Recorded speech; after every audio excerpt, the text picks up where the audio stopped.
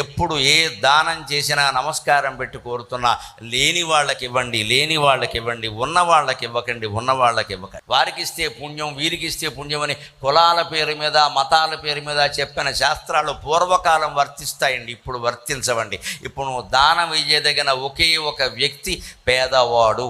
నీకు సంబంధించి ఎవరు తెలిసిన పేదవాళ్ళు ఉన్నా వాళ్ళ ఇంటికి మనం వెళ్ళి ఇవ్వాలి. ఇంతమంది మహిళలు కనపడుతున్నారు కాబట్టి నమస్కారం పెట్టి కోరుతున్నానమ్మా, రేపు శ్రావణ మాసం నోములు చేస్తే మీ కారులో కానీ మీ ఆటోలో కానీ మీరు ఒక 10 చీరలు పెట్టుకుని నిమ్న వర్గాల ఇంటికి వెళ్ళి, అన్ని కులాల ఇంటికి వెళ్ళి వాళ్ళకి డేరాలు వేసుకుని బతుకుతూ ఉంటారు ఊరు బయట. వాళ్ళ దగ్గరికి వెళ్ళి బొట్టెట్టి ఒక చీర పట్టండమ్మా, ఏమైనా పిల్లనిచ్చి పెళ్లి చేయమన్నారా? అటువంటిదంటే వేరే విషయం అండి. కలిసి 4 మెతుకులు తినడానికి నీ కులము నా కులము అడ్డమైతే దిక్కుమాలిన కులం తీసుకెళ్ళి గంగలో కలిపేద్దామండి, అక్కర్లేదు మనకి. అంతా కలిసి భోజనం చేయాల్సిందే ఖచ్చితంగా. కార్తీక మాసం సందర్భంలో కులపరంగా జరగకూడదండి, హిందూ మత పరంగా జరగ